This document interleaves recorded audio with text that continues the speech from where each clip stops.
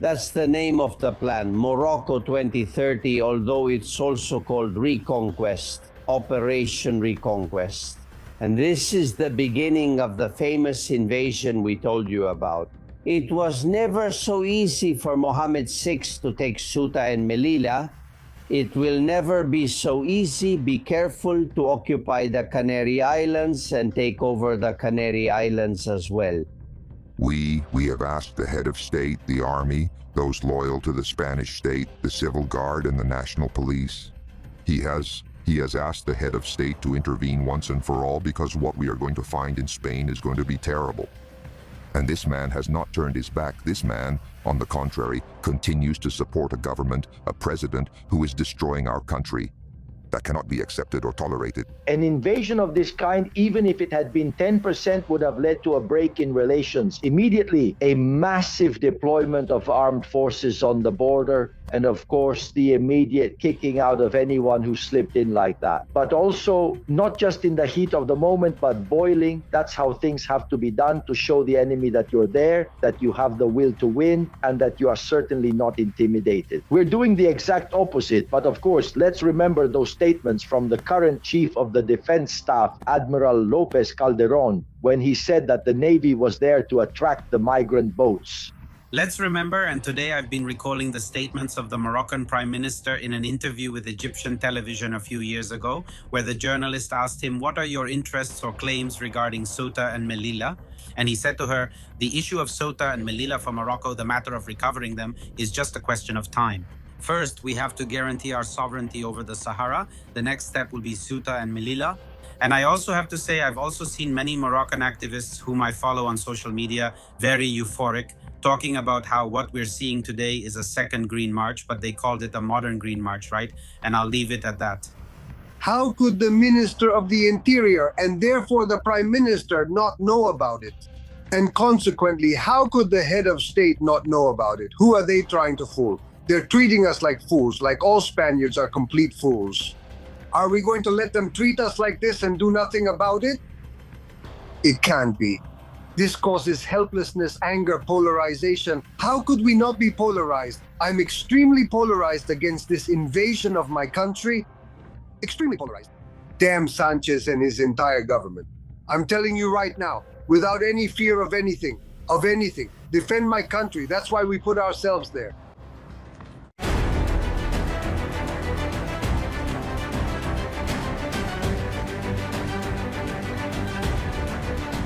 Castillón Confidencial by Albert Castillón.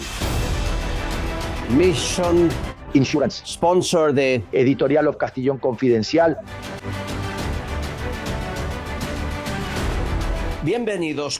Welcome, Confidenciales. Thank you for being there and for defending your country, something that neither the government nor the head of state in Spain does. Thank you for keeping an eye on what's happening in Ceuta, in Melilla, and watch out, Canary Islands. Thank you for trusting in the truth and believing that there is another way to understand the reality of Spain. We're risking a lot here by telling you what we're going to tell you today. This is not a normal program. I'm telling you now that our first guest who is waiting is an agent of Spanish intelligence, a member of the CNI who is also stationed there in that place in the south at the border. He's going to tell us what's really going on. Why are they letting Spain be invaded? This isn't just people jumping the fence like every summer. It's not 1,000 or 2,000, no. This isn't just a jump, no. This is an invasion planned decades ago by Hassan II, the father of Mohammed VI. We've talked about it here many times. The last time we even gave you possible invasion dates. And in 2024, we told you about the plan, the Morocco 2030 plan. This is a plan designed by Hassan II. The ultimate goal, to take Ceuta, Melilla, and the Canary Islands. How? Well, with a massive invasion. Suddenly, just like what happened during the Green March in '75 with Franco on his deathbed, they took advantage of the weakness. 300,000 civilians occupied territories of the Spanish Sahara and stayed there. It's a pre-established plan. That's why, on the Moroccan side, take a look at this video. Not a single police officer. Not a single soldier. Not a single soldier. There are thousands of them, and they know they're going to be let through. When you ask a soldier, I've asked a Moroccan one, why? Why do they let them leave like this? Why don't they stop it? They say, no, I'm the one asking you the question, they told me. They say, why do you let them in? That's the big question. They let them leave because most of those who are currently flooding Ceuta, it's said to be 80,000, maybe more. Many of them are people that Morocco doesn't want in its country. We're talking about criminals, yes, common criminals, people who were released from prison in the last amnesty, which was in March at the end of Ramadan. 1,200 people were released again. Many with backgrounds in terrorism, radical Islamists, they're letting out the worst of the worst from Spain. And why now more than ever?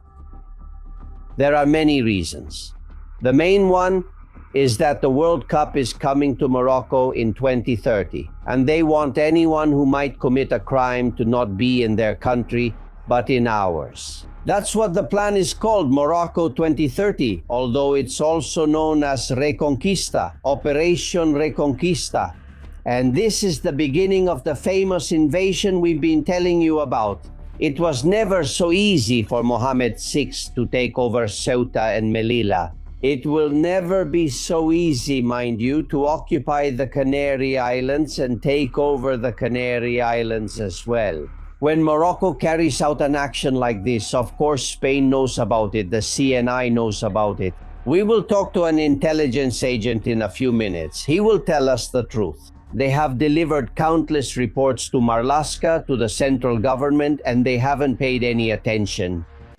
His Majesty the King, the head of state, knows about it. He has been informed that this was going to happen. Why didn't they do anything? Why were there only five civil guards on Tarajal Beach who, by the way, did a great job saving lives? What did they do? They helped prevent those young people from dying. More than a dozen have died from drowning and injuries. What does Mohammed VI care if they die crushed on the Moroccan side? He doesn't care at all. That civil guard deserves a tribute, but he'll probably get a scolding instead. They pretend to deploy the army, but without making too much noise. They don't want to upset the one in charge, who is Mohammed, and he might decide to publish something he knows, right? Don't forget that the person they extracted the most gigabytes from, almost 7 gigabytes of information, was Marlaska with Pegasus, right? Much more than from Sanchez, from Marlaska, twice as much. And there must be a reason, right? The person who spied on the Minister of the Interior has been rewarded by the Minister of the Interior with the Grand Cross of Merit of the Civil Guard. That is, I will keep giving you rewards. For example, the man you've seen spends his summers. Tajamuchi is the head of Moroccan intelligence. He spends his summer vacation on the Costa del Sol. I'm sure we pay for his vacation. Of course, whatever is needed. That's the current situation. Morocco keeps testing and seeing what it can get away with in Spain because they're being blackmailed. And pay attention, because I'm told it's not just some members of the government. The intelligence agent will expand on this information in a few minutes. You already know where I'm going with this. We are in a national emergency situation, but here no one gets things moving because we can't defend ourselves from those who really run this country, which is a narco state that has recordings, videos, and mobile messages that compromise those at the top of the state. Therefore, we are in their hands. And Spain will keep bowing its head, allowing the invasion, giving up Ceuta and Melilla to Morocco, and soon the Canary Islands as well, and also supporting everyone who arrives. First of all, not investigating their background. The truth is that the vast majority destroy their documents. They come without a passport so that no one can find out about any criminal records they might have. And as soon as they arrive, even though there are many of them, they will have clothing, food, and public health care. If they are minors, they have the same conditions as a Spaniard. They have the right to register in a municipal register. The right to receive in a few months 400 euros for rent. We also pay the 2-month deposit. 400 euros for treatments not covered by public healthcare system, such as dentistry or even glasses. 200 euros. Have you met a Spaniard whose glasses are paid for by the government? The government doesn't pay for mine. In addition, home insurance and 201 euros per child. Soon they'll be bringing over their family, their wife and children, and it'll be easy for them. With more than 1,000 euros, between 1,000 and 2,000 just to get by, right? Earning 100 times more than what they made in Morocco. How could they not come here? They get rid of a dictator, and if they have a criminal record, which many of them do, even better. And some will stay in Spain. Others will travel to France or Germany. What the government will do immediately is distribute them throughout Spain so they don't attract attention. We have been informed that today ships are already leaving Ceuta for Algeciras, ferries loaded with immigrants, to distribute them in different places throughout Spain. And until the next invasion, which might be the final one, when they lower the Spanish flag in Ceuta and Melilla and raise the Moroccan flag. The government is capable of giving away that Spanish territory, which never belonged to Morocco, in exchange for Mohammed VI's silence about what he knows about them. The question is, why the king as well? Why do we think the king is involved too? As I said, in a minute, an intelligence agent is about to speak more clearly than any Spanish spy ever has here. I'll introduce him to you in a moment. Welcome, we investigate. The Mis Seguros app has sponsored Castilla Castellón Confidencial's editorial. Download Mis Seguros, the easiest and fastest way to manage all your insurance in one place. When you're riding an electric scooter, the last thing you want is to be carrying papers. Your insurance, always at hand, digital, organized, and ready when you need it. Mis seguros, mis seguros. Insurance. Castellón Confidencial by Albert Castellón.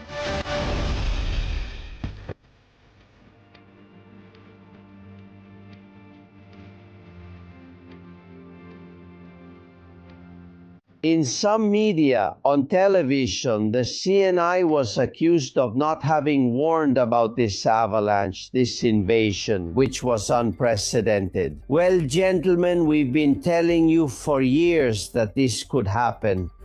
And also that the Spanish spies, the Spanish intelligence services have been kicked out of Morocco, but the Moroccan spies have not been kicked out of Spain.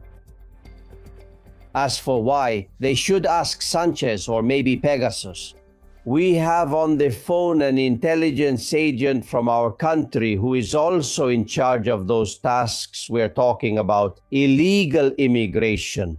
Jose Maria, what's going on? Well, what's really happening in Ceuta right now was actually something that had already been announced, right? Several months in advance. I say this because apparently there are questions about whether the National Intelligence Center failed to foresee or warn of this new invasion that Ceuta is suffering today. But that's not true, it's not real. It must be said, and in fact you already reported it as an exclusive on your show quite a few months ago, that this was going to happen in Ceuta first and then in Melilla. You must have it there in your files too, right? To show it. Well, it's updated as of today. For the past 5 or 6 days, maybe a week, it has been reported again that this new invasion planned by Morocco was going to happen in the coming days. So it's not something that caught us by surprise. Both the Ministry of the Interior and the Ministry of Defense, as well as the Prime Minister's office, were aware of this. And also, let's never forget it or leave it aside. That's it. On the other hand, because now we also have to involve the head of state in these situations, because this gentleman can no longer be tolerated, we can't accept that no one is held responsible for what's happening in Spain with Morocco. Many extremely risky situations have already happened in Spain because Morocco is the biggest enemy we have right now, or that our country has at this moment. They are blackmailing the Spanish government and Spanish representatives, including the Spanish royal family as well, right? Because they have in their hands and in their files many things that they can bring to light. And just imagine the earthquake that could shake Spain if Morocco reveals everything it has, or rather, if it brings out everything it has on Spanish politicians. You're talking to me. We knew about Pegasus, the infiltration of intelligence services into half the government's mobile phones, especially Marlaska's and Sanchez's phones. But you're also talking to me about possible blackmail of the king. Well, look, the investigation is ours, as has been reflected in the reports. Well, yes, that's really how it is. And I'm not going to reveal it here because these are state secret reports. The Spanish royal family is also being blackmailed, and this is a reality, gentlemen. Look, if we keep going down the path Spain is on right now, then Spain will be destroyed in 3 or 4 years at most. But in every aspect, economic issues, social issues, political issues, Spain is a mess in every respect. No one is held responsible for anything here. Look, there was a plan here, the Morocco 2030 plan.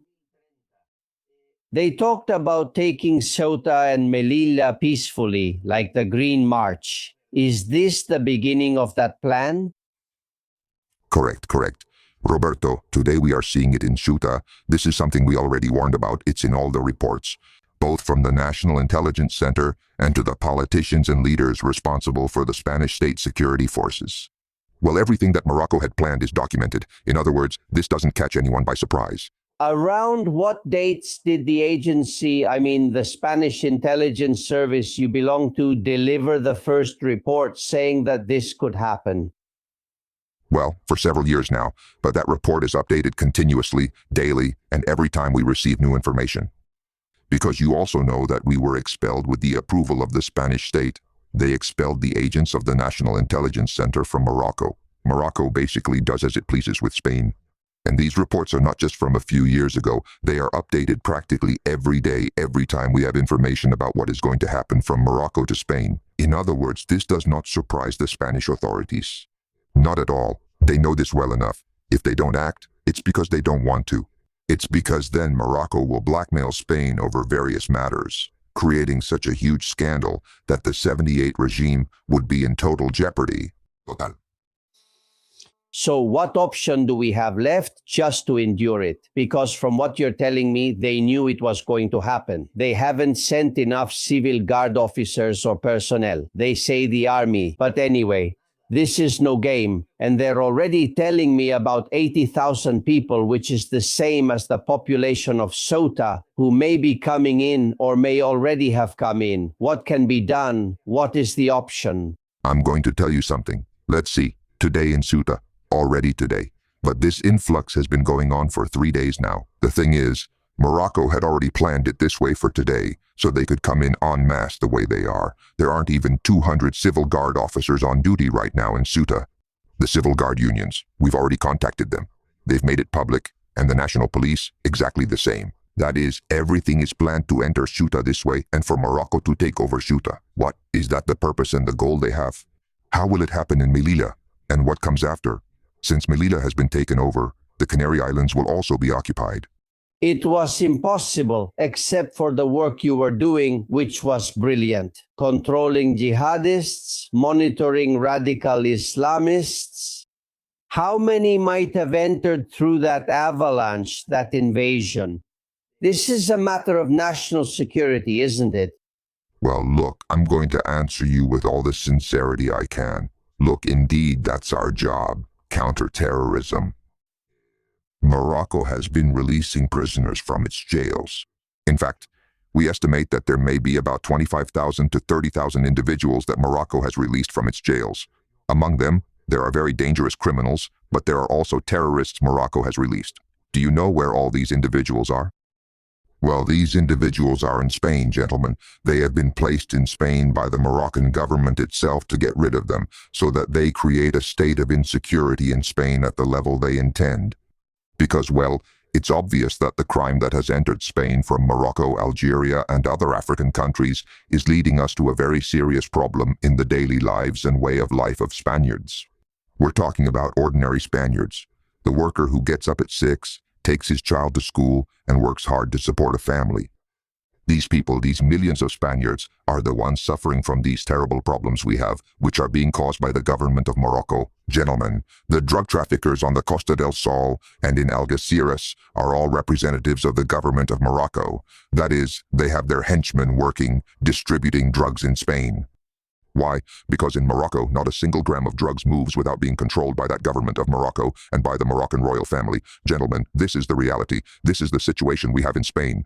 Why does the Spanish government, or the different Spanish governments, put up with this? Because this isn't new. This goes back above all to, you remember, March 11, 2004. Gentlemen, this goes back to that time in 2004, and we're talking about quite a few years now. Morocco is blackmailing Spain.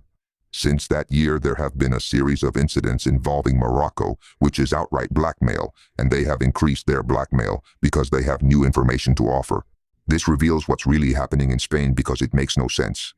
I'm telling you this clearly. For a man like you who has worked in intelligence his whole life to have to see and endure this situation. These days, we also saw in the media, like The Objective, that people from the CNI said they can't take it anymore. That it is the Socialist Party who controls the CNI. It's terrible. Have you ever thought about throwing in the towel, right? Yes, because I also have a family, I have a life, and this is fighting against the enemies of Spain who are outside and fighting against the enemies of Spain that we have inside this country, and in no way can you work like this.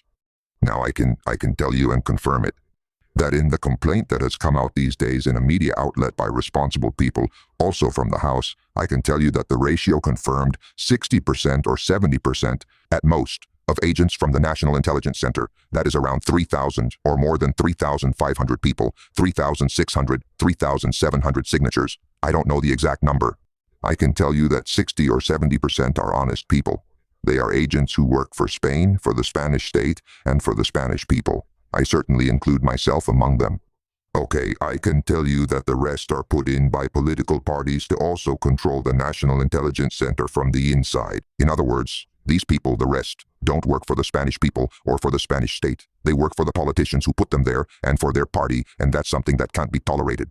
It can't be allowed for the leadership of the National Intelligence Center to be a politician, whether a man or a woman, who runs it.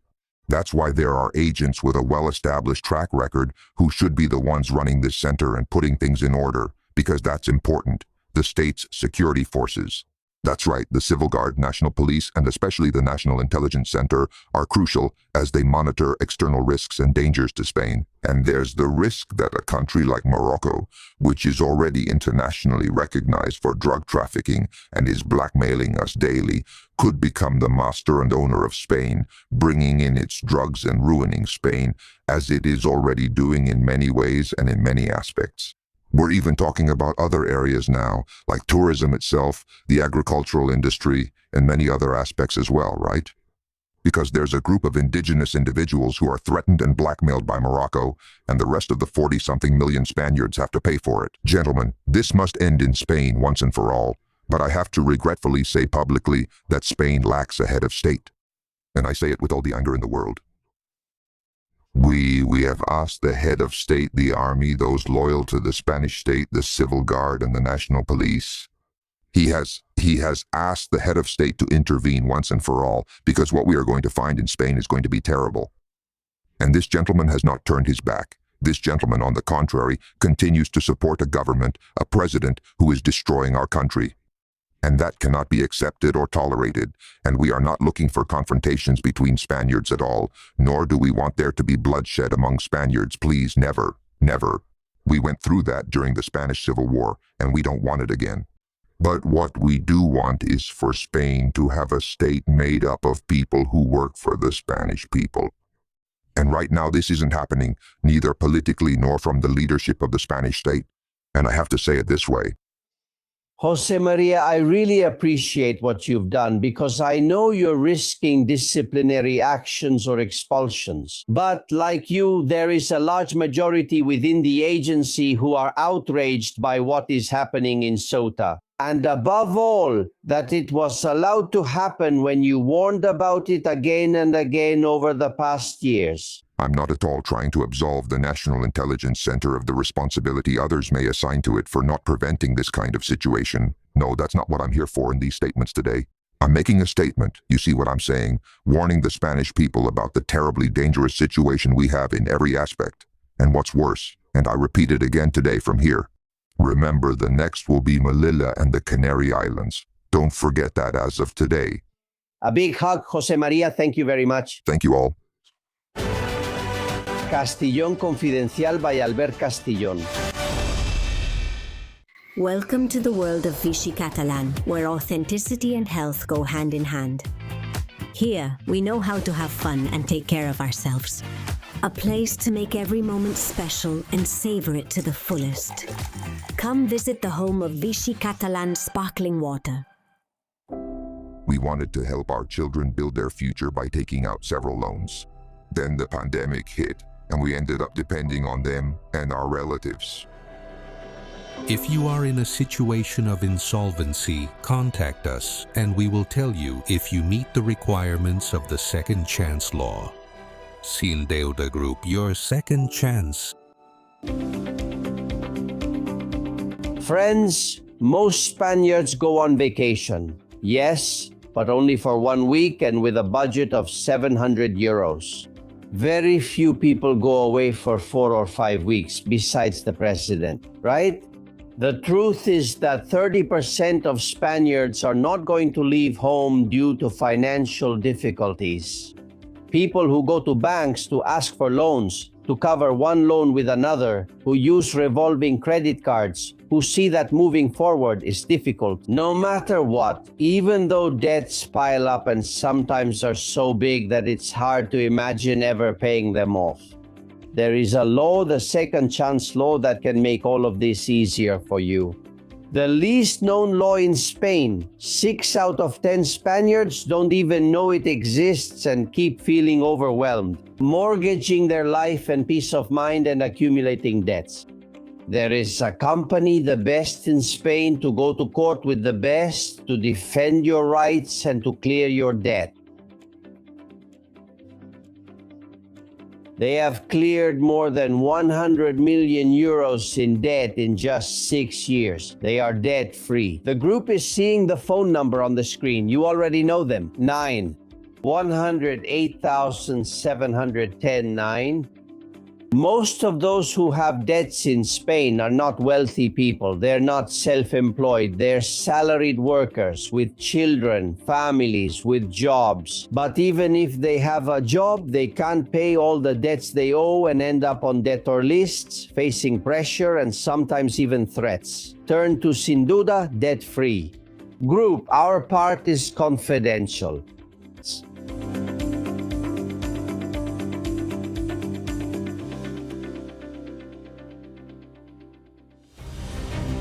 I want you to see an image of one of those who have been recorded running because he has just arrived illegally in Spain, like thousands and thousands of others. They say more than 80,000 listen to what he's shouting. Look, long live Pedro Sanchez. Long live Spain, long live Pedro Sanchez. Long live Spain, long live Pedro Sanchez. Who do you think they will vote for in a few months or years? Well, maybe sooner. They might even come up with a massive naturalization because 80,000 votes are important. Let me greet my dear Carlos Marcos. How are you? How's it going? Very well, Mr. Albert. Good morning. Well, if you can call it that, because what's happening is not something to celebrate at all. Of course. No, well, I have the feeling that the king is in Mallorca, Sanchez is in Lanzarote, and they're invading Spain while they're completely clueless. Do you feel the same way? Yes, because I don't buy it anymore when NGOs come to me trying to talk about humanity and all that. No, this isn't about that. This is a full-blown invasion. This is yet another humiliation that Morocco is inflicting on Spain. Because I don't know what kind of secrets Morocco has that affect the Spanish government so that the Spanish government has to accept these humiliations. A few days ago, Sanchez was in Algeria. Maybe that has something to do with why the King of Morocco got upset. I don't know. Since we don't know the foreign policy of this government, because all it does is swing back and forth, maybe they'll give away the Sahara or send us 80,000 immigrants. This is uncontrollable. But it's not just the deterioration of Spain as a nation. I mean, when we were talking about breaking up Spain, Spain can be broken up in many ways. By the Catalan separatists, by the Basque separatists, or by some crazy Galicians out there. But it can also be broken if we give up protecting our borders. Where the hell is Europe? Aren't we called the gateway to Europe? Where is Europe? The problem is that it's the responsibility of the autonomous city government of Ceuta. We're crazy. But what kind of common sense is this? Hey, it's not 80 or 100, it's 200 per minute. How many people are going to come? How are they going to feed those people? And if they don't eat, what are they going to do? Break shop windows? I would do it if I were hungry. No, open arms. And what I couldn't believe I heard yesterday on the news was a lady from an NGO saying that urgent housing solutions need to be found for these people. In a country where young people can't get their own place, live with parents until 50 and can't buy anything. We urgently have to find housing solutions for 80,000 guys who swim across. I hope we can discuss that later, since this is happening under the radar. Also about the Supreme Court ruling, which because of a poorly made law from the Spanish Parliament, the Supreme Court judges, who are not fools, apply that law. A bad law that was passed by the Congress of Deputies and that says that immediately you can't send back someone who has just arrived in Spain. This is an absolutely worthless country. And what we saw yesterday and keep seeing today and will keep seeing in the coming days is a fantastic pull factor for a breeding ground that Sanchez and his government have created. And in Spain, they treat us like a joke. That's what we've been reduced to. The agent from the National Intelligence Center who agreed today to an exclusive interview with us told us that he has no doubt and that they have information that this is blackmail against members of the Spanish government. And do you think it's also against the head of state? And that if not, they won't protect Ceuta as they could with the army nor Melilla. And if we let them, they'll reach the Canary Islands, and they knew it. Everyone knew it because the CNI had sent reports many times to the Ministry of the Interior and to the Prime Minister's office. Let's see, Francisco Vendala, Lieutenant Colonel, how are you? Well, just as pissed off as Carlos. Hi, Albert. Outraged and furious. And anyway, if you don't mind, just this once, I'm going to correct you for the first and last time, Albert. They're not clueless. Felipe VI is not clueless. Sanchez isn't clueless, and I don't know whether the Popular Party is either. That's what I mean about the correction. They're in on it. Look, they're in on it, they knew perfectly well. It can't be any other way, but it's not just that. It's that they've been in on it for a long time now. Juan Carlos Temper was in on it with his friends, with Hassan, and so on and so on. And his son has inherited that bad behavior in that as well. Besides the fact that there could be personal blackmail for reasons that in these cases are usually scandalous. It's better not to even mention them. But I don't rule it out, as this gentleman from the CNI says.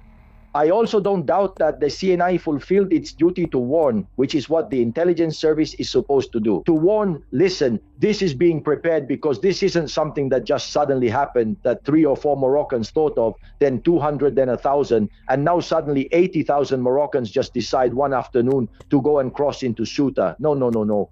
That has to be prepared, and that is prepared in the Sultan's palace for many reasons. That blackmail of the head of state, and that blackmail, let's remember the word Pegasus of Sanchez and his circle. Remember something important, especially since ZP is in the spotlight. March 11th is a brutal turning point in Spain's history.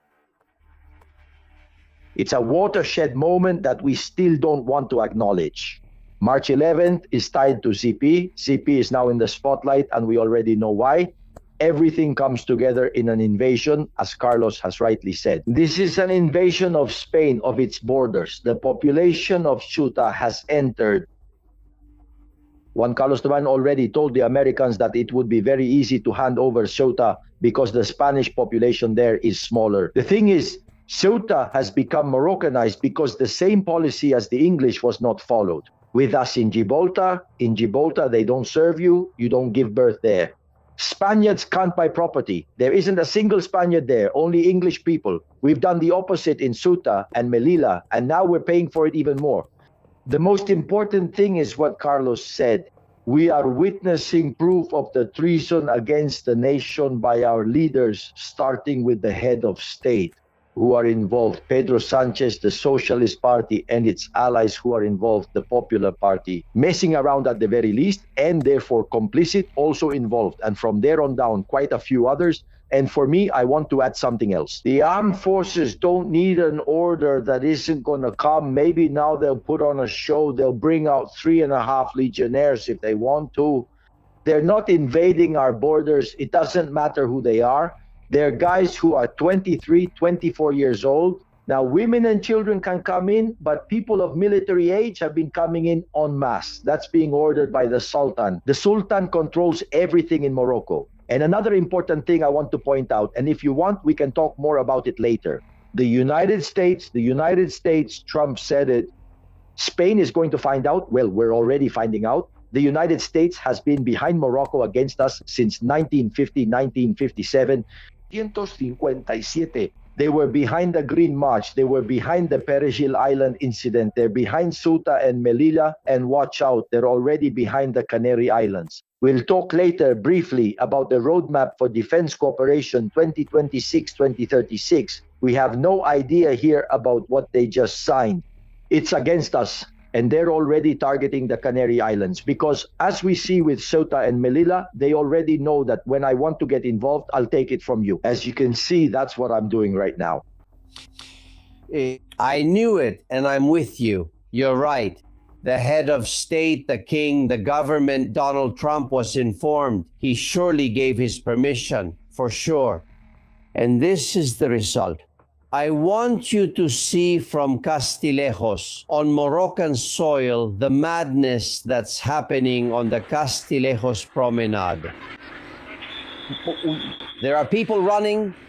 Along the promenade, people are spreading the word. Hey, they've opened, they're letting people through. There isn't a single Moroccan soldier or police officer on the Castillejos side. And there were 5 civil guard officers, just 5, all day yesterday until the afternoon on the Tarayel beach side. Come on, the crossing was open. To the point that there was a traffic jam. The highways in the area, they became jammed. You can see the cars stopped because people took them. Listen, social media works in Morocco and WhatsApp too. They spread the word. Anyone who wants to go to Spain, it's a free-for-all getting in. As you can see, it's not just young people anymore. The young ones are the ones who have been waiting for months. No, there are women here, there are children here, there are all kinds of people now. It's a free-for-all and absolute chaos. On the streets, the images taken from a balcony show it that way too. For Morocco, this is a celebration. However, some experts were telling me that those who are coming here, most of them, not all, but a good portion of the 70, 80, 90,000, I don't know how many have entered. They are people with criminal records, people who need to leave Morocco because of all kinds of criminal issues. These people stay in Spain, right, Carlos? It's better here than in France or Germany. No doubt. Also, I'll tell you that on the occasion of the King of Morocco's birthday, he released some people. I think it was about 1,200 prisoners who were serving sentences, and since it was his birthday, as an act of clemency, he released 1,200 of them who were taken directly from prison to the square. Beach, I mean, they're all already in Ceuta or arriving by swimming. No, but you have to have a bit of memory. Why have we abandoned the Sahrawi Spaniards? Why? Have we given away the Sahara to Morocco? The Prime Minister never explained that decision. which affects international policy, something that until a few years ago used to be agreed upon. We don't know why. Why do we keep giving loads of money to Morocco, sending them all kinds of supplies, ambulances, cars, weapons, whatever they want? Why did we push FIFA to include Morocco in the World Cup that's going to take place in Spain and Portugal? What kind of deference do we have to show to Morocco? Why? What are we Spaniards captives of? Spaniards probably of nothing, but our government surely of many things. And I can only be ashamed once again of Minister Marlaska, who, when the president of the city of Ceuta called, asking him to declare a national emergency, he answered that the issue of immigration involving minors was something that depended on the cities or the autonomous communities. But are you an idiot? What's wrong with you? Can't you see that we have a problem, a brutal national emergency that hasn't even been quantified? We're talking about 80,000. We don't really know either. We don't know how many could come in. In reality, anyone who wants to can come in. What's more, they could bring them on a boat up to a mile from the coast and have them swim the remaining 1,000 meters. Since they arrive swimming, they get to stay here. Yes, it's crazy to see. It's crazy. They've called for, as you can see on the poster, a gathering at the door of the Ceuta City Hall the day after tomorrow, Sunday at 8 in the evening. Ceuta raises its voice. They are very alone. Imagine living in a city where the population has doubled.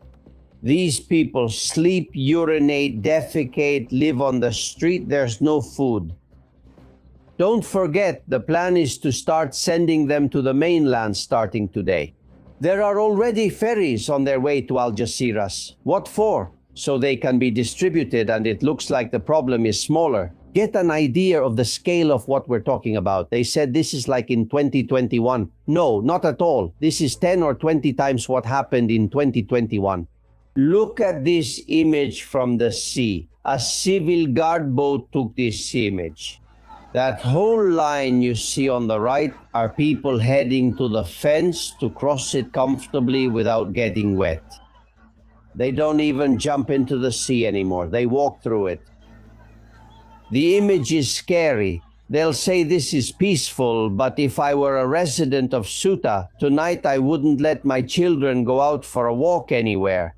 The lieutenant colonel will come. It's logical, isn't it? Of course, first, my daughters, this is an image like what happened in Rome. It's the invasion of the barbarians. That's how it is. It's exactly the same image as back then. It's our own decadence that has brought us to this hand in hand. Leaders who have been betraying us for decades. You see, they are selling us out. They have left us defenseless in every way. There's no point in holding a protest the day after tomorrow. No. What we need to do is go out into the streets right now. Right now, all as one, there's no other choice but for the civilian population to mobilize, but to kick them out, because you can't expect anything from the police forces or the armed forces. Where is the famous legion? The ram? All that story. Now we come to stage the Cristo de Mena landing. Everyone's acting all prim and proper. How can they be holed up in the barracks? It's not even a matter of not being given the order anymore. It's a problem for your people, for those who live there, for your damn family, for your poor family who are also there. You're not even able to move for your own family. So who are you going to stand up for? It's a betrayal from top to bottom. Tonight, the best thing the women can do is stay inside their homes. But what about the men and the men? Where are the men? We have to go out, because if the authorities don't do what they're supposed to do, and they haven't done it, and they're not going to do it, just like they didn't in Havana, in Ademun, and during the forest fires, exactly the same, then the people will have to go out. Spain has to mobilize as one, like Fuente Ovejuna, because if not, a protest in a day and a half won't matter. It really won't make any difference. Because on top of that, they'll be subjected to all these people we already see coming and staying, like you said. And on top of that, they'll send them to the peninsula because they're going to regularize them. It's part of the plan. And I also want to call out the Spanish church here, which is supporting that regularization with open arms, because no, you have no idea what you're doing either. We're full of Don Julian and Don Opas. You see, they've sprung up like mushrooms in autumn at every level, and that's the problem. Spaniards, the time has come for us to mobilize, because if we don't, we'll stop being who we are, and it'll be them, of course. Look, yesterday I have to say the one who did a brilliant job on mainstream television was Cuatro and Nacho Abad. Congratulations, Nacho, I told him personally because he's an old friend. They were the only ones who did what needed to be done. What was Spanish television doing? Look, they've sent us an image, a confidential report talking about Ayuso's apartment. They were invading Ceuta and they were talking about Ayuso's apartment. Obviously, Marlaska has said that they're immigrant trafficking networks. Is that true? Sell it. It's all a trafficking network that moves 80,000 people. Come on, not even trafficking. Well, you couldn't pull that off on a holiday weekend. Come on, not even close, not at all. Well, Marlaska is a person, he's already a sinister character. There's no other way to describe him. What a disgraceful performance he's putting on. What a Don Julian, what a Don Opas who will go down in history. It's incredible that you can say, as PACO reminded us, that he says, well, a national emergency is only declared in case of natural disasters. But come on, let's see. National emergency. The main issue is when they invade you with or without weapons, it makes no difference. And we don't know if there are weapons coming in there because people are sneaking in who are known and confessed criminals, and Mohammed VI is sending them to us as well. Meanwhile, we let the director of the intelligence services spend his summer vacation in Marbella. What a coincidence that he's vacationing there in Marbella. Who is carrying all this out, taking orders from Mohammed VI? We don't realize that Morocco is an expanding and aggressive country. They are our declared enemy to the south. They attack us in different ways, and this is one of the most important ones. And I think this is the decisive one, at least for Ceuta. That's how I see it. This has to do with the World Cup that Morocco is organizing, Carlos, because it can't be a coincidence. No, but Morocco isn't organizing it. We put Morocco in there ourselves. I don't know why. Pedro Sanchez dragged Morocco into the World Cup. And now, by the way, Morocco now wants to challenge Spain for the chance to host the final.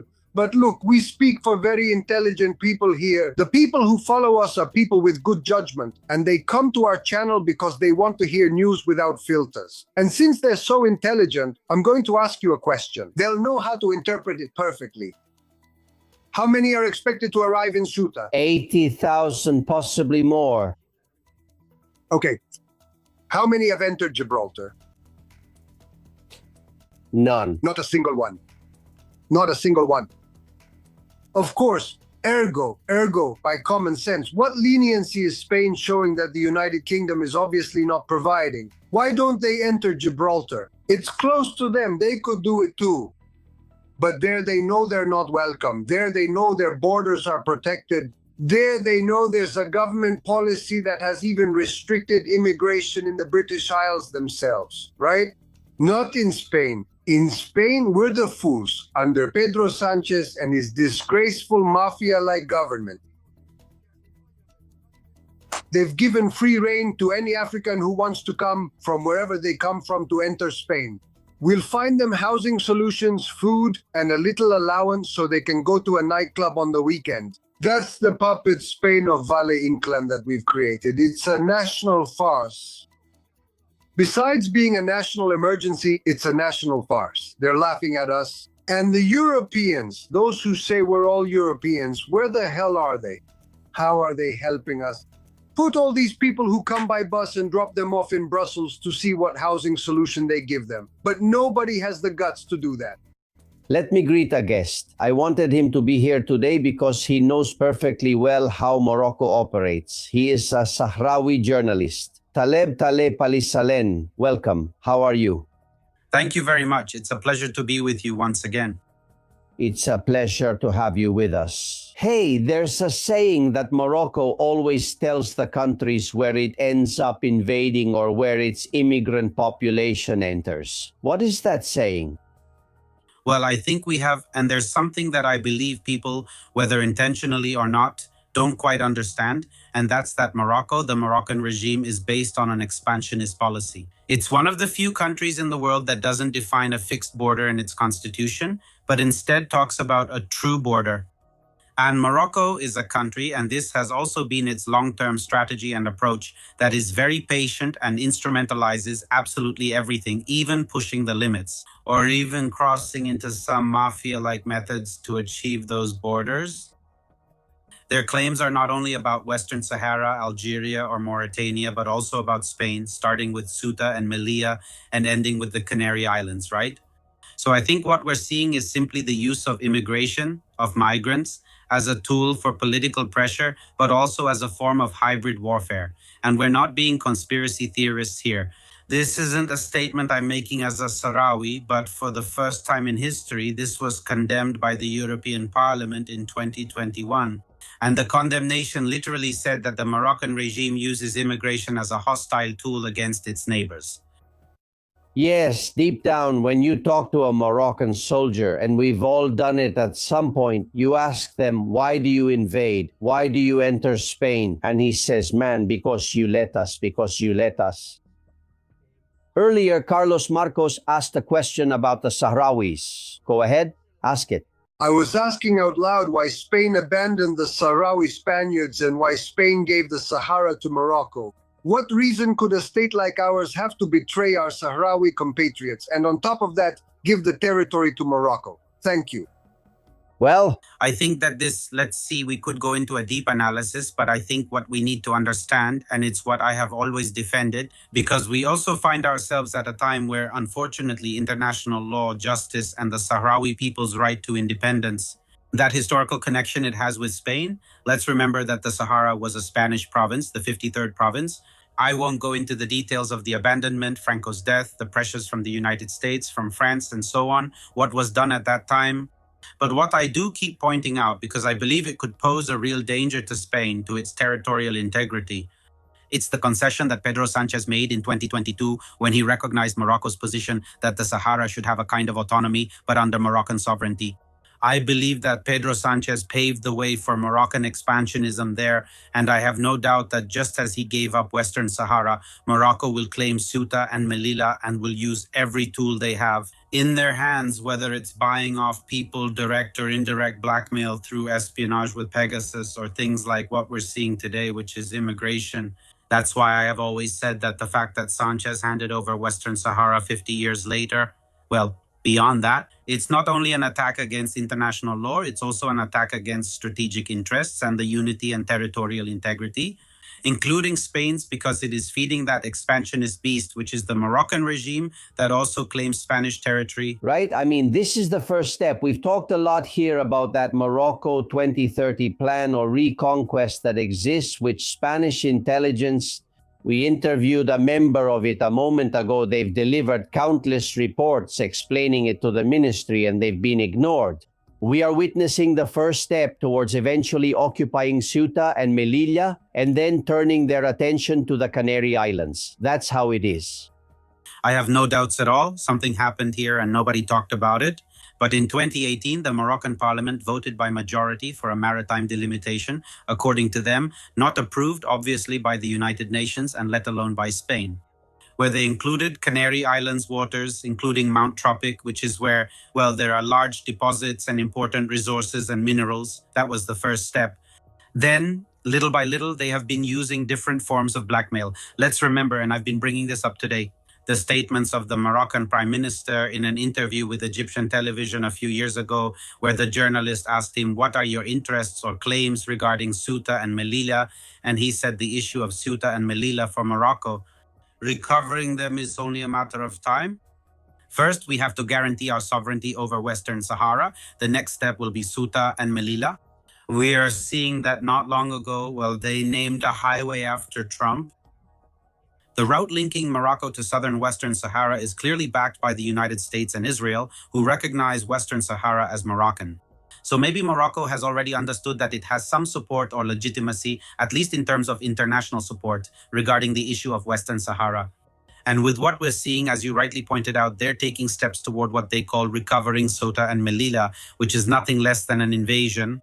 And I also have to say, I've also seen many Moroccan activists whom I follow on social media very euphoric, talking about how what we're seeing today is a second Green March, but they called it a modern Green March, right? And I'll leave it at that. My God, You know what it's like to lose a country. We're starting to experience it and nobody here is worried. That's what scares me the most. How do we wake up Spanish society? How do we tell them that Ceuta and Melilla have never been Moroccan and are as Spanish as Valladolid or Madrid? Or that the Canary Islands could fall? No one believes that. How do we explain it, Taleb, so they speak up? How do we explain it? Nobody really does it. Well, unfortunately, using these tools, which, well, to a certain extent are also very limited, very silenced.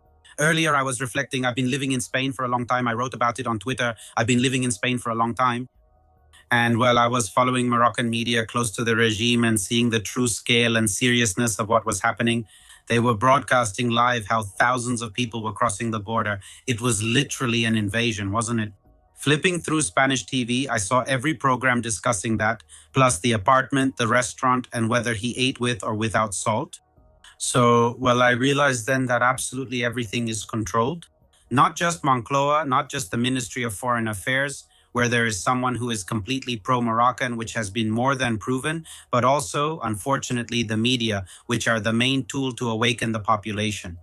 Well, you get a headline. The miners jumped over the Melilla fence, and then they move on to the next story. They just continue. They spend 5 hours just discussing Ayuso, what she ate and didn't eat, right? So I think that's intentional, and it's a way to distract the public from the real problem, right? And I also warned that maybe when people realize how serious what's happening is, when they want to react, it might be too late, right? To finish, I have here Lieutenant Colonel Francisco Vendala. Militarily, of course, if you don't aim and defend your country, there's nothing you can do. But Morocco is very strong. Even Morocco's total investment is greater than Spain's, isn't it? Obviously, the investment is much greater, and currently we've seen, and this really catches my attention because in Spain it's not given the real importance it deserves. It was announced very recently that Morocco, in collaboration with Israel and the United States, is going to build a large facility where different types of drones will be manufactured. In addition to also announcing a historic agreement between the United States and Morocco, where, well, the United States will provide all kinds of military weapons and military technology to Morocco. This is not to mention the physical presence of Israeli army units, which we saw very recently when one of the largest companies that manufactures Israeli military drones was testing its new drones in Esmara, in the city of Esmara, in the part of Western Sahara occupied by Morocco, very close to that wall built by Morocco, right? All the statements from Morocco, from its authorities towards Spain, towards Algeria, towards the Sahrawis, are hostile statements. The last, almost if not an outright armed conflict that Spain had was in 2002, the Perejil incident. Morocco tried to invade an islet. It was a way to test the waters before proceeding to occupy Ceuta and Melilla, but the response was forceful and Morocco held back, right? So I think that the importance of the investments Morocco is making in the military area is not being given enough attention. This happens in Spain, but in Algeria, the opposite is happening. Algeria keeps a close watch on what Morocco does, and Algeria also invests a lot of money in strengthening and modernizing its weapons. The border between Algeria and Morocco is the most militarized, one of the most militarized in the world. Algeria has cut all diplomatic relations with Morocco, has closed all the borders, and Algeria is the largest country geographically in Africa. It has forbidden Morocco from flying over its airspace, so Morocco's planes have to make all kinds of detours to fly, right? I think that's the right way to respond to Morocco's hostile expansionist actions, while in Spain we even see that it's being financed, right? They are given millions with which they buy weapons that could possibly be used against Spain at some point, right? Sell it here. It's not that we don't have the means, it's that the order is not going to be given, right? We don't have the resources, and on top of that, the order won't be given, as the guest said. Let's see. Morocco and the United States signed the 2026 to 2036 Defense Cooperation Roadmap this year. Let's not forget. Morocco is the hitman in Africa against Spain, just like Israel is in the Middle East. Morocco is going to be, in just about 4 or 5 years, possibly the greatest military power in Africa. And it has surpassed Algeria, which is the only one that could rival it. As part of that roadmap, they are going to create the African Center for Multi-Domain Training and Experimentation, the ANTE, as they call it in Tan and Tantan. Where is Tan? In Tantan. In Tantan is off the Canary Islands. Everything already points to the fact that Ceuta and Melilla are practically considered lost one way or another, especially in this hybrid way, so to speak. What is that center going to have right off the Canary Islands? Well, it's going to have multi-domain training, and it's also going to have a drone academy. Watch out, because drones are already the reality of modern warfare. They're practically the ones who decide everything. And Morocco is going to become a drone power, which we are nowhere near being. It will also feature a technological innovation center for electronic warfare near the Canary Islands. The United States has its sights on the Canary Islands because their geostrategic position is crucial, even better than the Azores. And for that, it has Morocco. And us, well, in this case, we're clueless again, Albert. They just don't care. But the armed forces don't care either. It's all the same to them. They're just waiting to see if they can do a parade, see if I can put on a medal that means nothing, see if in Latvia, we're there on the front line. We're digging our own grave. Because when the time comes, Morocco, if what they're doing with immigration isn't enough or doesn't work for them, they will use weapons and we weren't prepared for it. Albert. Taleb Ali Salem. Thank you for the clarity of your ideas, your strength and spirit. I hope you won't have to leave Spain for another country when Morocco controls everything here. Take care, my friend. Thank you. It's been a pleasure. All the best. Thank you. Taleb Ali Salem is a Sahrawi journalist who regularly joins us whenever possible on the program. I want you to listen to some voices. People are worried, at least the insiders. Mohammed is Fernanda's target. That's the impression I'm getting, and I hope I'm not wrong. I think this is happening in Ceuta because Sanchez has already agreed on it beforehand with Mohammed VI. The Spanish government is not going to lift a finger. Maria Jose. This is just the beginning. Ceuta is practically lost already, and Melilla is going the same way, and from there to the Canary Islands is just a short distance. And Mr. Marlaska, as you'd expect, denies that this is an emergency. Well, do you know what I say? I'm really glad. Let's see if they eat the whole lot alive, including the president. This is an invasion ordered by the King of Morocco. Deliberately, knowing when he has to do it, knowing that we Spaniards are very disconcerted by what is happening, with a lot of benefit for him and for us. A real tragedy. Sofia. They're invading Ceuta, next it will be Melilla. King Mohammed VI's plans are working out very easily for him with the criminal Pedro Sanchez. What does this king know about Sanchez, his government and his family? This criminal is giving away 2 cities that have been Spanish for more than 700 years, that have never belonged to Morocco because that kingdom didn't even exist. It's Jesus. Ceuta is already lost. This is another green stain. This isn't a spontaneous crossing. It's organized with buses, with everything. My God, what is this? Why isn't the army acting? There was once a civil guard patrol here, man. Valentin. All the misfortunes that are happening in Spain, and every day there's a new one or 10 new misfortunes in Spain every day. How do Spaniards expect this to end? What do they think will happen? This is like when the Titanic hit the iceberg and people just kept dancing. How do those people think the ship is going to end up? Water coming in more and more and sinking just like it did. Well, what do the Spanish people think? What's going to happen in Spain? Are thousands and thousands and thousands of illegal immigrants still coming in? Marta? Hello, Shelter and team. I'm watching on TV on Cuatro, which is the only channel that's covering the invasion of Ceuta by Moroccan citizens, and I'm totally outraged. Outraged because on top of that, they've called the Ministries of Defense, the Ministry of the Interior, and a couple more ministries. No minister is picking up the phone, and the only one who apparently answered was the Ministry of the Interior, and they told them it's not relevant. But how can it not be relevant? One of the headlines said that 200 people were coming in per minute. I mean, isn't it relevant that 200 people are coming in per minute? Anyway, I'm outraged.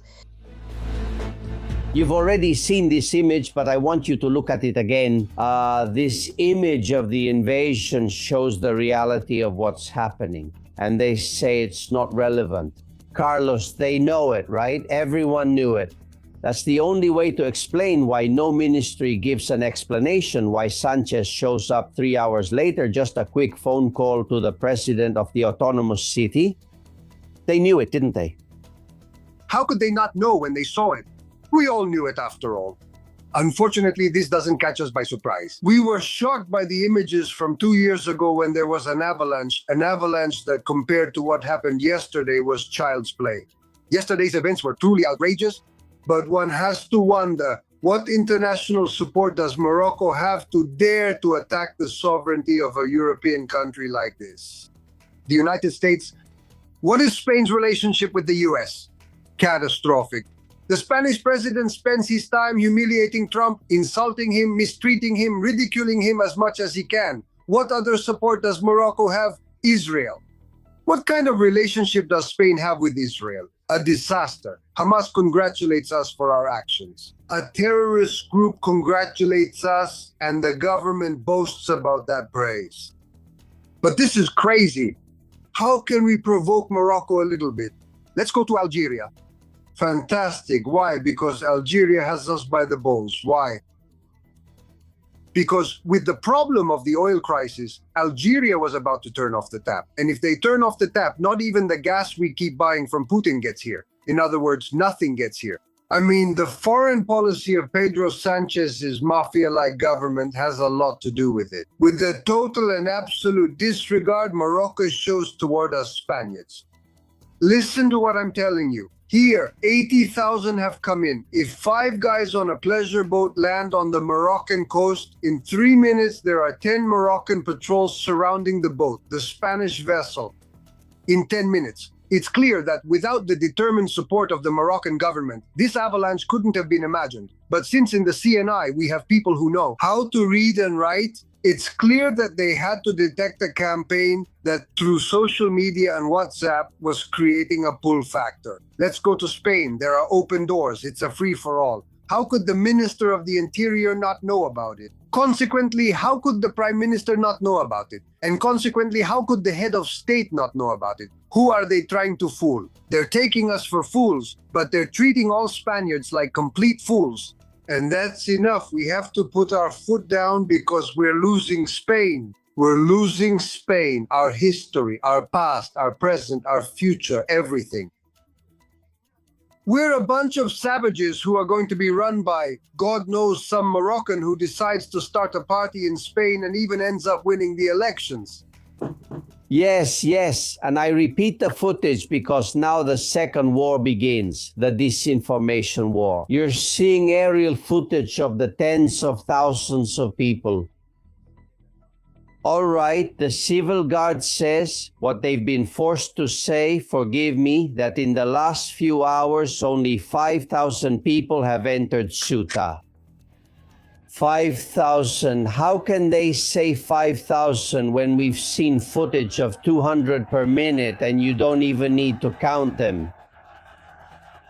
We don't know if it's 40,000, 80,000 or 100,000, but it's definitely not 5,000. And they say 5,000 by manipulating the information because in 2021, 8,000 came in. That way, they can say it's less than in 2021.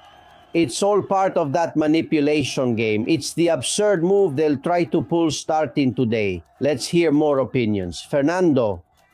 I'm really pissed off just from hearing about the aid now, especially the latest one sent to Morocco, the amount of millions given to Morocco. But there's something I don't understand. I mean, the aid, the government, they have all the power to give money to everyone. But well, just like the other one, because as far as I know, the community of Madrid also gave money to certain other things.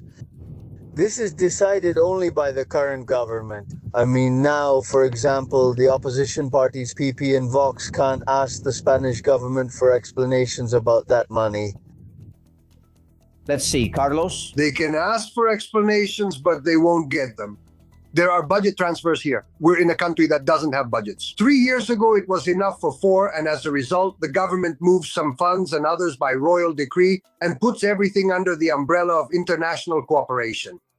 And under that umbrella, we subsidize exhibitions of talking mockeries, or we pay for condoms for Africa, or we send 50 ambulances or 40 ambulances to Morocco, military vehicles, or we subsidize the purchase of weapons, whatever is needed. Sanchez's government does not have a democratic record. We can't say it has a democratic record. They are trampling democracy underfoot. He does exactly what an autocrat would do, overriding parliament, overriding popular sovereignty. He is a dictator who right now is acting so much like a dictator, especially with everything going on, from the fires to the invasion.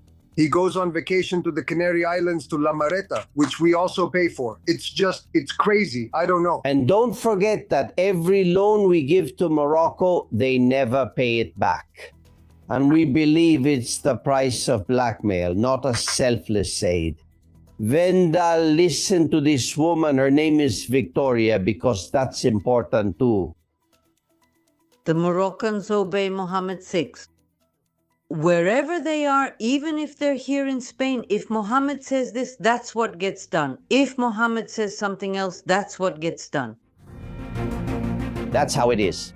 Exactly, that's how it is. But it's like that because of a double dependency. A double dependency that's a policy by its constitution. The king of Morocco will always be their king, no matter where they are or what second nationality they may have. But not only that, it also brings a spiritual dependency. Why? Because Mohammed VI is the Sultan, is for them like the Pope. He is a descendant of Allah and therefore can condemn them to hell. And there's a third dependency that nobody talks about, Albert. What is it? That they always have family there. And we already know how the Sultan treats families when the one here doesn't obey him. It's terrible. Therefore, any Moroccan who is here, well, in the United States, in China, or wherever, in Brussels, will always, when the time comes, act in line with Moroccan interests and obey the Sultan personally, Mohammed VI in this case. It's clear, Alfredo, this matches the information we have about who is entering Spain illegally. Listen. How is it possible that Morocco does not take back its nationals, that in 90% of cases it doesn't accept them? How are they going to accept them if 100% come from Moroccan prisons and they've been pardoned so they could come here? And then the indignity of having a dictator like Mohammed VI dump his population on us while being the richest man in Africa. Catalina remembers it. Mohammed VI bought a palace in Paris, very close to the Eiffel Tower, with more than 1,000 square meters, which cost him 80 million euros. In Morocco, he has 12 palaces that are taken care of by maintenance staff and the army. The unaccompanied minors who arrive in Spain could surely be sent back to the palace he has in Paris. And he, as the good spiritual guide that he is, will welcome them, take care of them, support them, and give them an education, and he won't throw them out. For sure, for sure. Carlos, it's crazy. If you tell anyone that the richest man in Africa dumps immigrants on us, especially most of them, the criminals, so that we have them and not him. And they come here, we give them everything. Money, citizenship, family reunification, money, and we treat them well. As if they were brothers, when neither by religion nor by tradition do they have anything in common. They are not Latin Americans. And the king of Morocco spends money building the biggest stadium in the world in Casablanca. If you tell this to someone, you say it's impossible that there's a country so foolish that would allow that, right? And it exists, it's Spain. The thing is, right now, unfortunately, Spain's image abroad is completely deteriorated. I mean, we don't have any added value as a nation.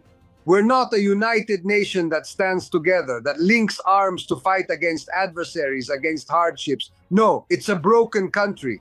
And in a situation where the country is broken, Morocco is taking advantage of the circumstances and is sending envoys.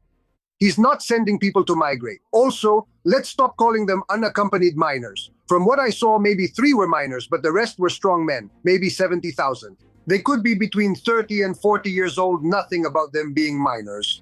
But it doesn't matter. Look, if you go to Morocco and burn a Moroccan flag in the street, maybe they'll shoot you and kill you right there. But if not, you'll go to jail. But if you go to Portugal and burn a Portuguese flag, they'll arrest you. In Spain, I think they already sell Spanish flags with a lighter because nothing happens here. Nothing happens. We can humiliate the symbols of the state. Nothing happens. We can trample on them. We can do whatever we want. Castelao, an old Galician artist and a man of Galician culture. He said in one of his cartoons, they pee on us and we have to say it's raining. They pee on us and we have to say it's raining. They're pissing all over us. Morocco keeps pissing all over us, and the government we have doesn't defend us. It doesn't protect the interests of its citizens. It doesn't protect its borders. And Europe, to which we contribute and participate economically very actively, and we submit to the laws that come from there, whether we like them or not, because we have given up our sovereignty. But now we haven't just given up our sovereignty to Europe. Damn, we've also given up our sovereignty to Morocco. Here, anyone can come and do whatever they want with our country. And I get the impression that we've become meek sheep, just sitting in the stands as spectators, watching how they steal our homeland from us. And we're just smiling and looking to see if Ayuso bought a penthouse or if the other guy went for a bike ride. This is the country we have. There's no commitment. There's no country. There's no common project. There's no sense of Spanish identity. There's no sense of Spanish identity. Without that sense of Spanish identity, there's no nation, nothing. Friends, Moroccan television estimates that between 30,000 and 40,000 people have entered Spain or will continue to enter, because the problem isn't just today. This is the beginning, the beginning. Let's go to the newsroom. Latest messages. Susana Gas, tell us. Hello from the Castellón Confidential Newsroom. Today we have a special on opinions and comments because there are many people who have been sending us their concerned comments throughout the day about what happened. Let's try to read a few. Luisa says it's an invasion allegedly permitted and organized by Pedro Sanchez. What else has to happen for a motion to be filed? Antonia also says that Sanchez is going to hand over Ceuta de facto before leaving and probably flee or go somewhere in the Maghreb. Emilia is sincerely very worried, Mr. Castellón. We absolutely don't understand anything about this government, what's happening in this country. It's discouraging. We don't understand the incompetence of the opposition, but they don't have to defend us. What are they waiting for? Juan is also very worried. I'm 78 years old. I listen to him every day, and at this rate, something's going to happen to me. Not because I listen to him, but because of what's happening in Spain right now. We're being invaded. In any other country, this would be a national emergency. It's almost the beginning of a war, but what are you doing, government? What are you doing? Please, we're in great danger and nobody is doing anything. Andy says, I'm from Venezuela, but I live in Spain. I listen to him, read him, and watch him every day. We have to congratulate you for many things, Mr. Castellón, but one of them is because in 2024, as you explained and already mentioned, it could happen. That was a ray of light at that moment, and I also heard it on television where they almost jumped on you. But there is one thing you cannot lose, which is patience, and unfortunately, you are very well advised and everything you say eventually happens. Congratulations. And Lydia, and this is the last one, Albert, says the Spanish army has 80,000 troops. Where are they? When do they plan to show up after so many hours? It seems like the only thing that exists in this country is the UME. And we'll leave it here, Albert. We'll keep receiving those messages and opinions, and we'll keep reading them over the next few days. Thank you. Very well, thank you very much. Susana only gets a week of vacation too. Today, the last day of the talk show, we'll be doing other tasks, although I'm afraid I'll have to call you from time to time if the invasion continues. For less than that, Vendala, Lieutenant Colonel, there are people who would declare war from one country to another. Right? But come on, for much less than this, Albert, an invasion like this, even if it had been 10%, would have led to a break in relations immediately. A massive deployment of armed forces on the border, and of course, kicking out anyone who slipped in just like that. But also, not just in the heat of the moment, but boiling. That's how things have to be done to show the enemy that you're there, that you have the will to win, and that you are certainly not intimidated. We're doing the exact opposite. But of course, let's remember those statements from the current Chief of the Defense Staff, Admiral Lopez Calderon, when he said that the Navy was there to attract migrant boats. It's really shocking when he was asked to establish a blockade. The thing is, we have the enemy inside, Albert, but inside in the highest positions. Of course they are. They are. They owe their position to those who appoint them and who can remove them. No, not a single legionnaire has moved. So what's the point of having them so well prepared, Albert? For nothing. It's pure and simple treason. Treason against the homeland, Albert, on everyone's part, starting with Felipe VI, by the way. Let's not forget that. Yes, because a gesture, right? Not even a speech, just a gesture, and not even that. Period, Carlos. And really, I know people are on vacation, that they want to rest, and they truly deserve it. It's been a year, it's been very tough, but what's happening is extremely important, much more than any media outlet is telling us, much less the government, right? We are giving up Spanish territory without fighting for it. Look, Albert, there's something that needs to be said loud and clear. Spain has more than enough resources to have prevented this invasion. No, we wouldn't even have to ask Europe for help. Spain has armed forces. Spain has the national police, the civil guard. This could have been avoided. The question is, why wasn't it? Why wasn't anything done? Why wasn't it prevented? Why does the government refuse to declare a national emergency where the army could participate? Why? Why are we opening the doors? A country has a limit. It has a population. Hey, in Ceuta, I think there are 70,000 residents. If 80,000 Moroccans come in now, 80,000, they already outnumber the population of Ceuta itself. It's already been invaded. It doesn't matter. Where is Ceuta's government delegate who hasn't spoken?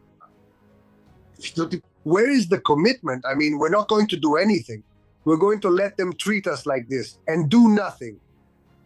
It can't be. This causes helplessness, anger, polarization. How could we not be polarized? I'm extremely opposed to this invasion of my country. Extremely opposed. Damn Sanchez and his whole government. I'm telling you right now, with absolutely no fear at all. None at all. Defend my country. That's what we put you there for. Friends, have a good rest. And if I need you, I know I can count on you. Thank you very much, my friends. A big hug. A big hug. A big hug to all of you. A big hug. Friends, strength, honor, and speaking of honor. PACO Álvarez, the heroes. Today, a very special one. In a minute, a big hug. You are listening to Castillon Confidencial. The price of gold is reaching historic records. Those pieces of jewelry you no longer wear could solve many of your financial problems. But how do you know whom to trust and where to go? Javier Peno is discreet and has been buying jewelry, diamonds, gold, and top watch brands like Cartier from the 80s, 90s, and 2000s for 36 years. And he always offers the highest appraisal. He has 6 stores in Cadiz, and the main one is in Madrid at 7 Arenal Street. Don't get confused. Number 7 brings good luck. Right next to Puerta del Sol, they don't close at midday. No one is going to pay you more. If you want to talk to Javier, call him on our behalf at 91 593 0491 593 0491 593 0491. Completely trustworthy.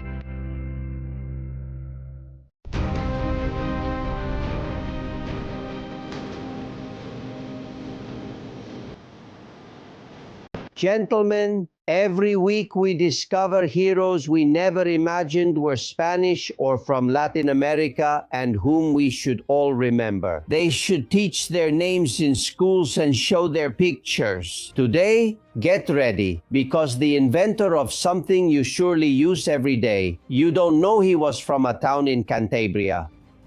The remote control. Do you use the remote control? I'm sure you do. Who gets up today to change a TV channel, right? Or a CD in a music player? Well, the inventor is Spanish, although most of us don't know his name. PACO Álvarez, welcome. How are you?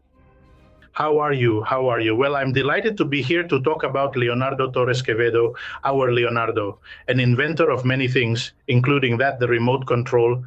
But in 1903, when there was no television or anything like it. So first the remote control was invented, then the television. That's right, absolutely. Hey. This Don Leonardo, you tell me he had all the awards and international prizes. Here in Spain, he's not very well known. He was very respected abroad, right? Yes, yes, yes. He was very respected. He was a member of the Academy, president of the Spanish Mathematical Society, president of the Academy of Sciences of Madrid, member of the Royal Spanish Academy, member of the Academy of Sciences of Paris, and even Minister of Development in 1918. Look at how our ministers have changed, right? From Leonardo Torres Quevedo to today. Well, he had to be called Leonardo. He's our Spanish inventor. Over a century ago, what did he call the first remote control? Well, he called it the telequino because the original remote control, the one he invented, was used to move things from a distance. To move things, for example, he did an experiment in the lake at Casa de Campo or in the lake at Retiro, moving a boat remotely with his control, right? Without any physical connection, I mean through electromagnetic waves, which at that time was absolutely science fiction. Was it a breakthrough that was too advanced for its time? It was very curious, but well, they didn't really understand what it was going to be used for. They didn't understand that 100 and something years later, it would be fundamental in every home and that we would be there pressing the button all the time. But that was just one. Of course, but in 1903, they didn't give it the importance it had, right? No, it was curious because of that, because it allowed you to move vehicles remotely, you know? I mean, remotely without wires, without cables. It was like, can you believe it? I mean, it seemed like magic. But obviously, this is just one of his many inventions. I mean, Torres Quevedo was a total genius. Hey, tell me his story. Where was he born? Well, look, he was born, as you said, in a village in Cantabria, in Santa Cruz de Iguña, on December 28, 1852, which is actually the Day of the Innocents, by the way. But anyway, he was from a working family, but they had money for that time. He studied in Bilbao, in Paris, in Madrid, and he only left his studies to defend Bilbao from the Carlists in one of the Carlist wars. I mean, he was a complete liberal, right? That happened in 1873, and then he settled in Santander and basically devoted himself to his inventions. For example, one of the things he did was invent an analog calculator that was capable of solving algebraic problems, which is also a calculator. Now, it seems silly to us, but we're talking about a time when there were no chips or anything like that. And he also made a machine called the chess player, capable of playing chess. He did this in 1900. And it was considered the first computer game, also before computers existed. Quite a curious thing, man. But anyway, Leonardo Torres Quevedo, he's the discoverer, the inventor of a lot of devices we use today, and yet we don't know him. What else did he invent? One of the most important things, though it may not seem so now, was the tri-lobed airship. I mean, what I want to say is airships back then were just a single cylinder, and he said it would be better to make them with three, like a clover. That way they were much more resistant, much safer. And that allowed, for example, any barrage balloon we see from World War I or World War II, from the movies, it's designed according to the invention of Torres Quevedo. I mean, these balloons that are placed above the targets so that enemy planes can't bomb them, especially the Allies, obviously. I mean, the balloons used by the Allies are the ones made by Torres Quevedo, the ones he invented with three lobes. And another even more curious thing is one of his inventions, which has been working for 110 years without interruption and without any problems. They just have to adjust it from time to time, put some lubricant on it and all that. It's in the United States and it's famous worldwide. I'll leave it at that. No, don't leave us hanging. Something that has been working non-stop for 110 years without any breakdowns, just by lubricating it and hammering in a nail here and there. What are we talking about? And it's in the United States. It's in the United States. We're talking about the Spanish cable car, as they call it, which is at Niagara Falls. I mean, anyone, come on, we'll see pictures in a moment, but I want to say anyone, it's in all the movies. The cable car that crosses Niagara Falls is called the Spanish cable car. That's what they call it. There's a plaque, and there's another plaque that explains that it was Leonardo Torres Quevedo who put it into practice and got it running in 1916. Exactly 110 years ago, and it has never stopped working, never. And it's perfect and safe, safer than anything you can think of. And it's still there, I mean, crossing the falls while we're talking. But how can it work so well if nowadays any device breaks down after a few years, PACO? What was this man's secret? The secret is to do things right, which is what we used to do in Spain, you know? This idea that let them invent is a lie. It's a lie they've told us, so that we aren't proud of ourselves, proud of heroes like Leonardo Torres Quevedo. Of a person capable of building a machine on the other side of the world that has been working for 110 years, it's incredible. That's incredible. That's Spain's calling card, monuments, honors. To begin with, here in schools, it's not taught, right? No, it's not taught. Do we have any? Look, among the unsung heroes, this one actually does have, for example, streets, a little monument in his hometown, a plaza in Bilbao, a street in Alcalá de Henares, in Don Benito Badajoz, in Valencia, in Santander, in Torrelavega, and in Zaragoza, as far as I know. There's also a high school in Santander, obviously named after him, and a CSIC Institute, the Spanish National Research Council, also named after him. But he's a person who goes completely unnoticed. I know many friends who have been to Niagara, to the falls, and they say, hey, there's a plaque there that the aerial tram is Spanish. Like, what are they talking about? We don't know anything about our history. Really? Well, let this segment serve as a tribute, as a commemoration of one of the greatest among the greats. It's been 110 years since that aerial tram, and it's the best testament he could have left. Machines that are still working to this day. Don Leonardo Torres Quevedo, and congratulations to Cantabria for having such illustrious sons as him. It's wonderful. Paco, you surprise me every week. I'm looking forward to hearing what you tell me next time. A big hug. Paco, big hug. See you later. Take care. Paco, take care. Thank you, Magda, for caring about my health. Paco, I think you all deserve a vacation because honestly, you've done a great job and you need to recharge your batteries too. So we'll have to go a little while without listening to you, but you deserve it too, right? Don, yes, but just for a week. Paco, agreed? I'll take a week off, which is the first one in 4 years. From the 8th to the 15th, Paco, actually the 16th and 17th are Saturday and Sunday. So from the 8th to the 18th, all right?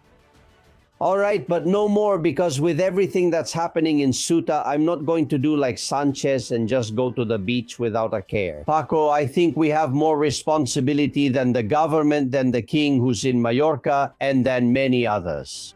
Paco Cervantes Maria, thanks, my friend. We have to keep fighting, Alberto Tijon. You have all my support and all my affection, okay? Thank you. Paco is very affectionate. Jose Maria always sends me messages. Well, and Begoña is a little upset. Begoña Gomez with Sanchez, of course. She saw Zapatero's jewelry and got jealous. Victoria's the one in charge. I can't believe it. Pedro, come here right now. Don Leonardo, yes. Pichurrita. Have you seen this? Don't you have anything to say, you fool? Paco Cervantes, well, of course. What a catch. Paco Cervantes, that's all you can say? Look at the jewels Zapatero got his wife, and you got me a lousy professorship in Quirona they're going to throw me out of. Aren't you ashamed? Paco Cervantes, of course. I'm sorry, Pichurrita. My father already told me you were a failure and a clown. Go get me a collection of jewelry right now. Useless. Paco, I'm going. They should cost at least 3 million, and the jewelry must have been obtained by truly poor slaves. Paco Cervantes, look how dirty everything is. I have to tell Oscar Lopez to stop drooling after Pedro. Bolaños. Paco, Mr. Saunas, I'm coming. No, we're starting again. Mr. Saunas, I love it. And Oscar Lopez drooling after Pedro even more. Well, gentlemen, Conchita sent me. She says these are the faces of climate change. Before everything was green, now everything burns. Then it'll all be windmills. All right, Don Amparo sends me this animal show by Freud Lannister, Avalos, Paco Vulture. Paco, we're going to follow one of the most amazing creatures living on the Iberian Peninsula. It's the Socialistus corruptus, also known as the Socialist. The Socialist has the amazing ability to detect unprotected public money from kilometers away, and when he finds it, he pounces on it in a ruthless and lethal way. Paco. Cervantes, socially, it's a species very attached to its relatives, lovers, and buddies with whom they exchange favors. PACO, they enter the ecosystems they parasitize by expelling the original officials and workers. It is a sexually very active and promiscuous species that abandons any kind of activity when a female approaches to immediately begin a courtship ritual. PACO, once the courtship is completed, the socialist will provide his partner with a job in the public administration for as long as the relationship lasts. However, the Socialistus Corruptus is not particularly loyal or monogamous. The socialist is only somewhat loyal to the socialist alpha male, the only one in each generation whom they worship and fiercely protect from any enemy or danger. Hitting PACO na pitokiles. It seems that the number of specimens is declining due to the hostility of the other species on the peninsula that it has bled dry. Its ability to survive is unique, and generation after generation, after periods of decline, it comes back strong to fly once again over ministries and institutions. PACO, will this aggressive and parasitic species ever disappear from our lands? Only time will answer this question. Paco Cervantes, I loved it. Congratulations. Thank you, Amparo. This work is magnificent. Well, and one more thing, Jose Carlos, let's see if someday this conversation becomes a reality, or maybe it has already happened. Paco, idiot. You are the king and not Sanchez's bootlicker and that leftist wife of yours. I can't stand her. Sometimes they let me go to the soccer game. Sometimes they let me go to the soccer game, says King Felipe to his father, Don Juan Carlos, who calls him idiot. I think today was the perfect day to wear this. Well, friends, yes, it's the weekend. Yes, tomorrow is August 1st. Yes, you're leaving. That's a good idea. I'm going to be around here all next week. The ones we're giving a break to are the panelists who are fed up with me. I get it. I love them, but it's exhausting. And we'll be here every day or several days a week doing a special show. Look, as long as the current situation is what it is, we'll keep watch from the trench. And yes, we might take a week of vacation with a special pre-recorded show, but only 1 week. Thank you for being there. Thank you for sharing so much every day. Once again, big hugs. Love you all.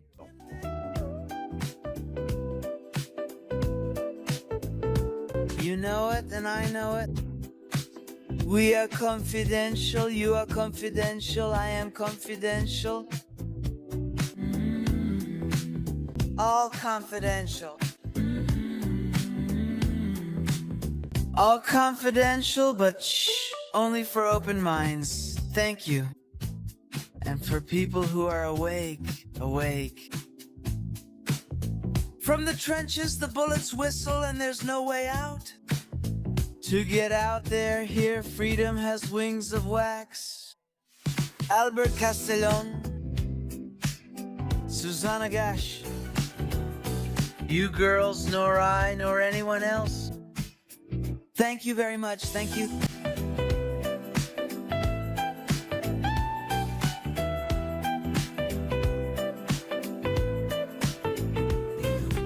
Thank you. See you tomorrow. Castillón Confidencial by Albert Castillón.